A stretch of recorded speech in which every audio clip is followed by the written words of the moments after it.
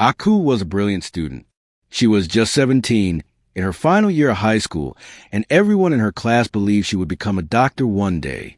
Her notebooks were always neat, her answers always correct, and her teachers were proud of her. But Aku had a secret. She had a boyfriend named Emeka, a boy a few years older than her who had finished school and now worked at a phone repair shop. He was tall, smooth-talking, and always knew what to say to make her smile. When they met at her cousin's birthday party, he told her, "You're the most beautiful girl I've ever seen. You're smart, too. You'll be a great woman someday." Aku felt special. Emeka called her every night. They would talk for hours, even when she had homework.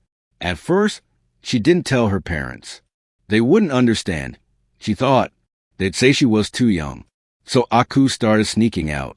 Sometimes, she would say she was going to a friend's house to study, but instead, she'd meet Emeka at a corner near his shop.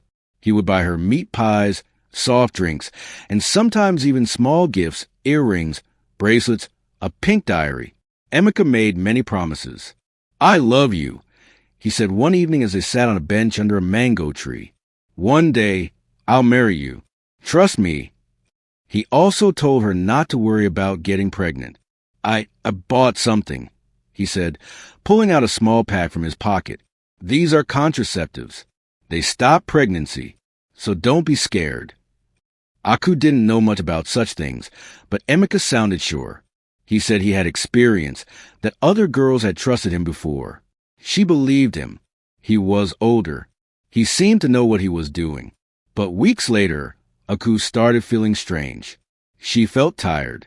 Her stomach turned when she smelled pepper soup. Then she missed her period. Once, she almost fainted in class. Worried, she went to a pharmacy, alone and afraid. The test was quick, but the result changed her world. Positive. Aku stared at the test in disbelief. Her hands shook. Her heart beat fast. How could this happen? Emeka said he bought contraceptives.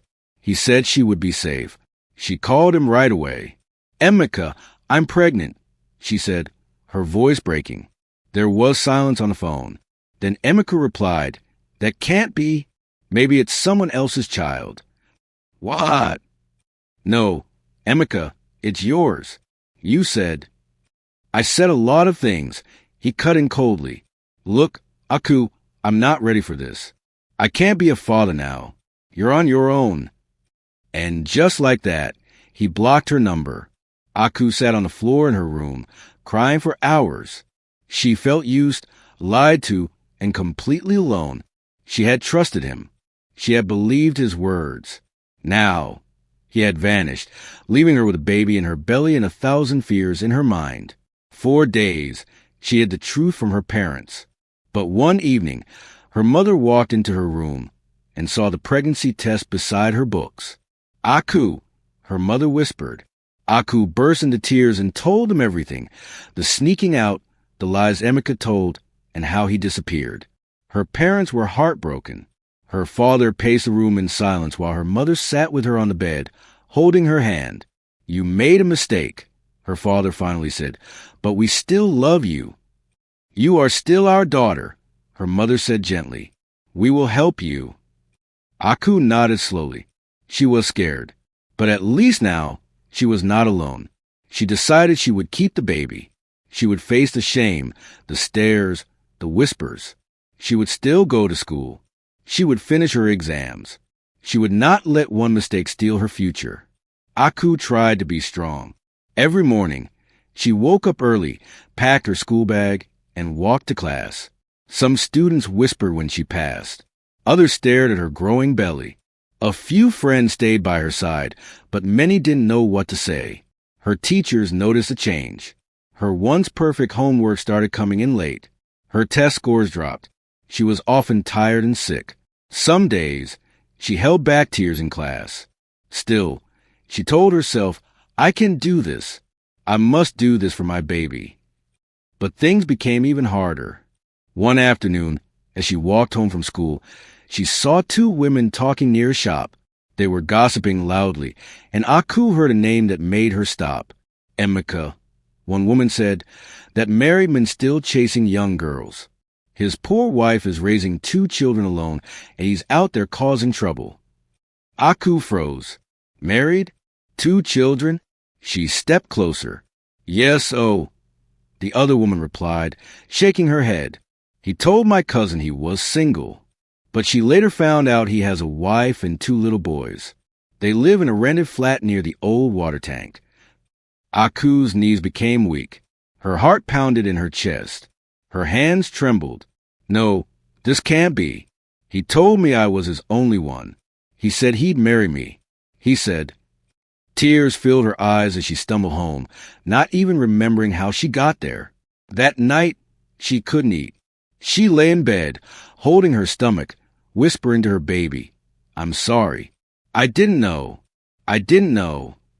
The next day, Aku went to the address the women mentioned. Her hand shook as she knocked on the door. A tired-looking woman in a wrapper answered. 2 small boys peeked from behind her legs. Yes? Can I help you? The woman asked. Aku's voice cracked. I'm looking for Emeka. The woman narrowed her eyes. Why? Aku's eyes filled with tears. He's the father of my baby. The woman didn't speak. She looked at Aku's belly, then back at her face. Her expression turned from confusion to anger to sadness. She stepped back and slammed the door. Aku stood there in silence, the truth like a heavy stone on her shoulders. Emeka was not just a liar. He was a married man with a family. Their whole relationship had been a secret, a game to him. He had used her, and now he was gone. The betrayal crushed Aku. She lost sleep. Her schoolwork suffered. She started having headaches and dizzy spells. Her mother took her to clinic, and the nurse warned, You must rest. Stress is not good for the baby. But how could Aku rest when her heart was broken? She cried at night, thinking about how Emeka had smiled at her, bought her gifts, told her lies, all while going home to his wife and children. She felt foolish, ashamed, and angry. She felt alone again. But then, one day, her mother came into her room, sat beside her, and said, You were tricked. Yes, but that does not make you weak. You are still strong, and you are still loved. Aku wiped her tears. Her baby kicked gently inside her, and for the first time in weeks, she managed a small smile. I may be heartbroken, she whispered to herself, but I will not give up. Days passed, and Aku stayed indoors more often. Her body was growing tired, and her heart was still heavy from the pain. The baby would arrive in a few months, and though her parents were supportive, she sometimes still felt alone. Then, something unexpected happened. One rainy afternoon, there was a knock on the door. Aku's mother answered it, then turned to her daughter and said softly, Aku, someone is here to see you. Aku came to the doorway and froze. It was Emeka's wife. She wore a long gown and held a small handbag. Her eyes looked tired but kind. Aku's heart began to race. She didn't know whether to run, cry, or speak. She braced herself for insults, for shouting, for anger. But instead, the woman said, Can we talk? Aku nodded slowly, still unsure. They sat on a bench under the mango tree in front of the house, the same tree where Aku had once sat with Emeka, laughing and dreaming. Now, everything felt different. My name is Chinyu, the woman began. I found your name in one of Emeka's old messages. I didn't know about you until a few days ago. I was hurt. I felt betrayed. But I also thought maybe you were hurt too. Aku looked down at her hands, tears forming in her eyes. I didn't know he was married, Aku whispered. He told me I was the only one. He lied about everything. Chinyu sighed. That's what he does. He lied to me too, many times. I was just like you once. I was your age when I got pregnant with my first child. I believed someone like him. And now, here I am. Aku stared at her in surprise. You were a teenage mother too? Chinyu nodded. Yes, that's why I came. Not to fight, not to blame you, but to help if you'll let me. For the first time in weeks, Aku felt something lift from her shoulders. Chinyu wasn't angry. She understood. She had been through the same pain. Over the next few weeks, Chinyu visited often. She brought baby clothes her sons had outgrown, books about pregnancy, and small things like shea butter and healthy snacks. She helped Aku understand how to care for herself and prepare for birth. She even gave her advice about balancing studies and motherhood. Never let one mistake stop your life, Chinyu said one day. Your dreams can still come true. It will be harder, but it's possible. Aku began to feel stronger again. She still had sad days, but she now had another woman to talk to, someone who truly understood. Her parents were surprised at first, but welcomed Chinyu with respect. Sometimes, Aku's mother said, God sends help in the most unexpected ways. With Chinyu's guidance and her family's love, Aku started focusing more on her schoolwork. She prepared for her exams and kept going to her antenatal checkups. She no longer cried every night. Instead, she began dreaming again, this time for her and her child. She knew the road ahead would be difficult, but she also knew something else. She wasn't alone anymore. Aku was 8 months pregnant now. Her belly was big, her walk was slower, and her books felt heavier, but her heart was lighter than before. With the help of her parents and Chinyu, Emeka's wife, she had begun to feel hope again. She had even passed her mock exams and was preparing for her finals. Then, one Saturday morning, everything changed again. There was a knock at the gate. Aku's father opened it and called out, Aku, someone is here for you. When Aku stepped out, she froze. It was Emeka. He looked different, not like the carefree boy she had once sneaked out to see. He wore a fancy shirt and shiny shoes. He was smiling, but Aku didn't trust that smile anymore. Can we talk? He asked. Aku folded her arms. Why are you here? Emeka rubbed his hands together. I've been thinking maybe we should try again. I want to be part of my child's life. Aku was confused. Now?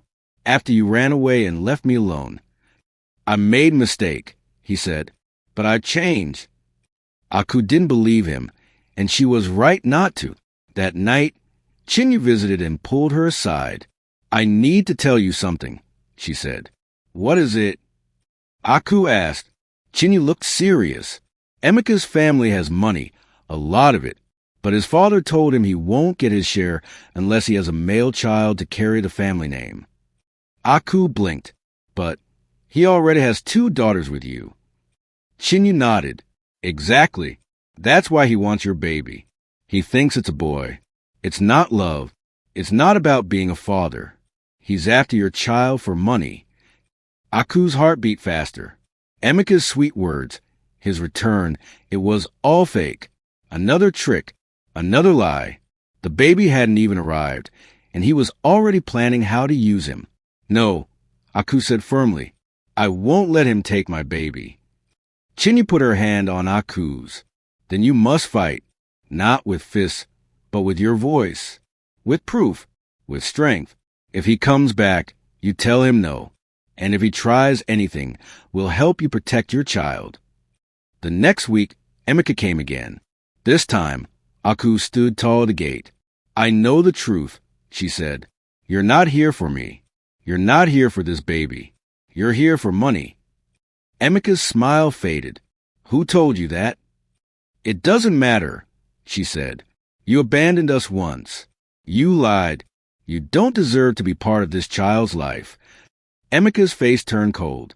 You think you can stop me? Aku looked him straight in the eyes. Yes, I can. And I will. She walked back inside, heart pounding, but proud. From that day on, Aku knew she had entered a new battle.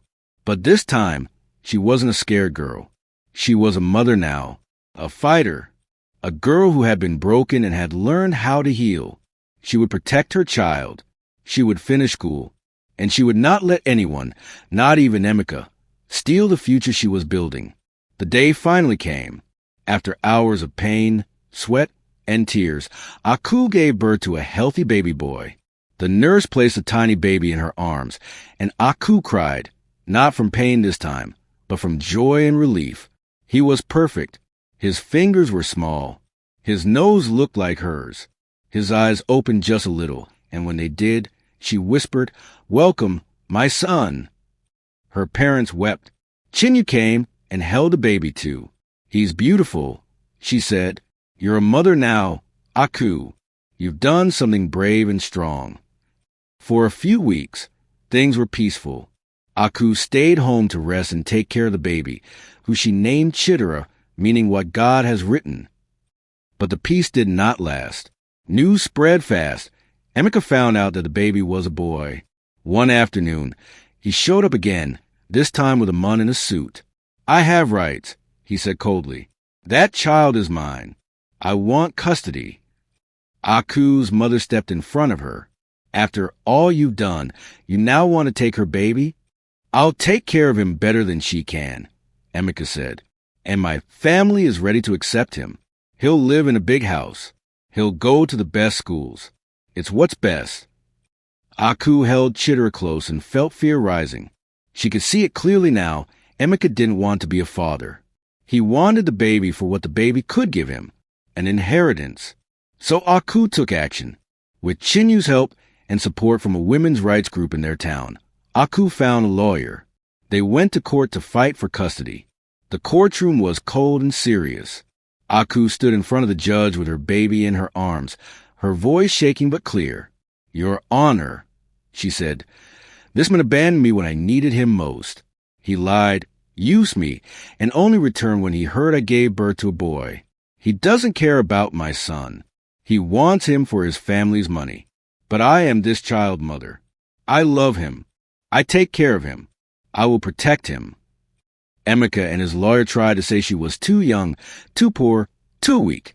But Aku had proof, messages, witnesses, support from Chinyu, and her own story. In the end, the judge ruled in Aku's favor. She was granted full custody of her son. Emeka was told he had no right to take the child without her permission. Outside the courtroom, Emeka tried to speak to her again. "You're making a mistake," he said. "You and that baby could live like royalty." Aku looked at him with strength in her eyes. "We may not live in a palace, but we will live in peace. And I will raise him with love, not greed." She walked away, holding her son tight, her head high. From that day, Aku focused on raising Chitara and finishing school. She studied late at night, took classes online, and slowly built her life again. People who once judged her began to admire her strength. She was no longer just a girl who got pregnant. She was a mother, a student, a fighter, and a survivor.